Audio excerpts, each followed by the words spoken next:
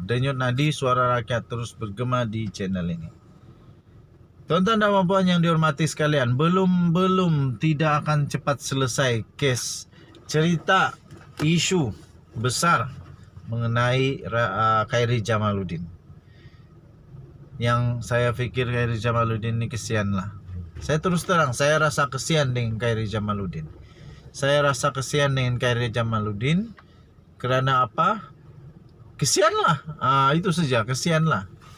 Okey, akhirnya Khairi Jamaluddin tampil sekali lagi memberikan penjelasan terbaru yang bikin ramai orang pening kepala, terutamanya Zahid Hamidi, Tok Matasan.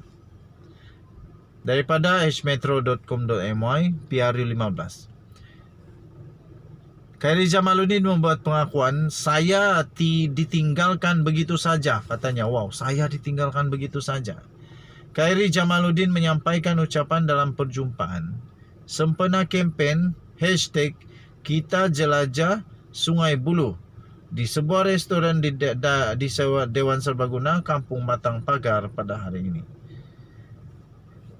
Kata Khairi Jamaluddin, saya yang kena usaha sendiri untuk dapatkan kerusi parlimen sebab sudah tiada kerusi lain yang available, masih kosong, kata Khairi Jamaluddin.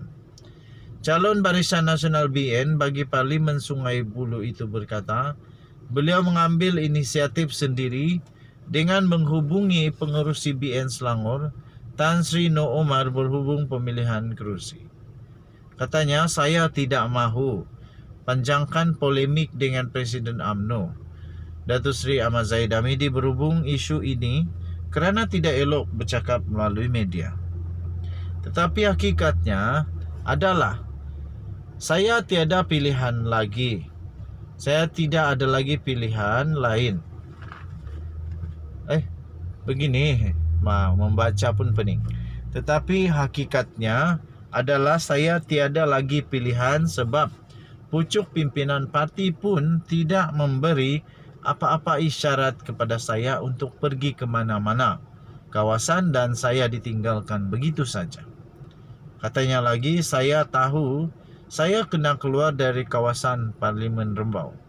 Jadi pada waktu itu saya kena buat sesuatu untuk diri sendiri dengan ambil inisiatif berjumpa Tan Sri Noh Omar. Memandangkan bilangan kerusi available masih kosong, sudah tidak banyak, katanya. Beliau berkata demikian pada sidang media selepas kunjungan di SME Aerospace Sdn Bhd, Jalan Kuala Selangor U19 di sini hari ini. Khairi berkata tidak timbul isu beliau membelakangkan Presiden UMNO, memandangkan tiada isyarat daripada pucuk pimpinan diberikan kepadanya. Katanya beliau tidak dijemput untuk berbincang dan apabila tarikh penamaan calon semakin menghampiri, beliau perlu berbuat sesuatu. Tambahnya, hasil perbincangan saya dengan Tan Sri Noh, beliau mengusulkan saya datang ke Selangor dan berjumpa dengan Presiden MIC Tan Sri S.A. Vigneswaran untuk minta tukar memandangkan ini Sungai Buloh dulu kawasan MIC. Untuk kata saya minta kerusi Sungai Buloh dalam konteks itu, tetapi konteks itu ya, tapi saya yang kena usahakan sendiri untuk mendapatkannya. Sudah tidak ada kerusi lain. Bagaimanapun saya tak mau bertelingkah dengan Presiden maupun pucuk pimpinan kerana saya datang sini Sungai Buloh untuk mewakili BN dan saya akan cuba memenangi kawasan ini, katanya. Okey, jadi panjang lagi tuan-tuan dan puan-puan, yang boleh cari di hmetro.com.my. Kita jumpa lagi. Sila tinggalkan komen kamu. Kita jumpa lagi. Bye, selamat hari Jumaat, boy. Salam sejahtera Malaysia. Denyut nadi suara rakyat bergema di channel ini. Tuan-tuan dan puan-puan yang dihormati sekalian, salah seorang yang saya sangat respect di Malaysia sekarang ini, terus terang saya cakaplah, yang ini saya berani terus terang, salah seorang yang betul-betul saya respect di Malaysia pada hari ini, saat ini adalah Ketua Hakim Negara, Tun Tengku Maimun. Tengku Maimun Tuan Mat. Kenapa saya hormat dan respect kepada dia? Kerana saya dapat rasa di bawah pentadbiran beliau, Badan Kehakiman Negara dapat naik semula dia punya martabat. Dengan dia punya ketegasan, keberanian, tidak langsung dia terpengaruh dengan apa-apa kuasa pun, tak takut pun dia. Ugutan ke apakah dia tak takut. Tahniah diucapkan. Inilah yang kita mau. Okey, so akhirnya setelah lama berdiam diri, dia muncul semula dan buat pengumuman yang saya setuju. Kata beliau, kata Tengku Maimun, keyakinan orang ramai sudah terjejas. Demikian kata Tengku Maimun. Keyakinan orang sudah terjejas. Sebaik Suruhanjaya Pencegahan Rasuah Malaysia SPRM mengeluarkan kenyataan, media iaitu Hakim Mahkamah Rayuan Datuk Muhammad Nazlan Muhammad Ghazali disiasat berkaitan dakwaan wang yang tidak dapat dijelaskan dalam akaun banknya.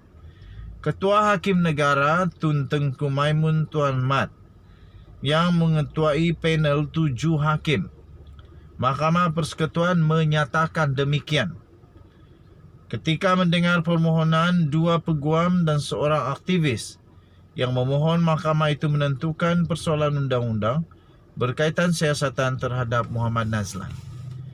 Okey, nah ini rupa-rupanya bukan seorang punya keputusan tahu, 7 panel hakim yang arif lagi bijaksana.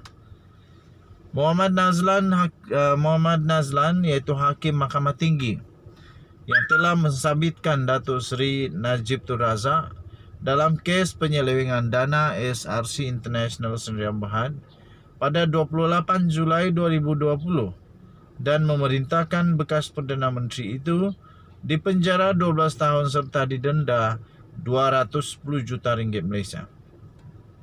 Dalam prosiding pada hari ini, Tengku Maimun menimbulkan persoalan kepada peguam kanan, iaitu Peguam Kanan Persekutuan iaitu Liu Hon Bin, mengenai apa yang akan berlaku jika dakwaan terhadap Muhammad Nazlan tiada sebarang asas dan tidak ada keputusan melalui siasatan SPRM. Hon Bin bagaimanapun menjawab siasatan yang dimulakan ialah budi bicara SPRM. Katanya, Tengku Maimun berkata, kami tidak mempersoalkan budi bicara pendakwaan. Bagaimana siasatan itu memberi kesan kepada kebebasan badan kehakiman.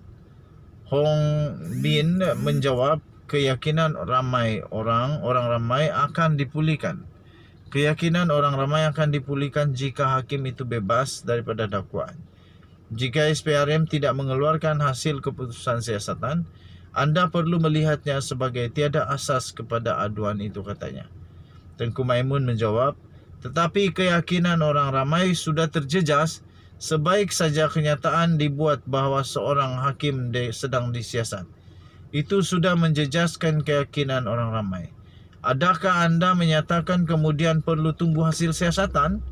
Hon Bin berkata, ya. Dalam kes berprofail tinggi, itu amalan badan siasatan dan peguam negara mengeluarkan kenyataan akhbar mengenai perkembangan siasatan. Kenyataan media akan diberikan mengenai perkembangan siasatan dan hasilnya. Badan Kehakiman perlu mengambil notis kehakiman berhubung perkara ini. Salam sejahtera Malaysia. Sila tinggalkan komen kamu. Kita jumpa lagi. Bye-bye.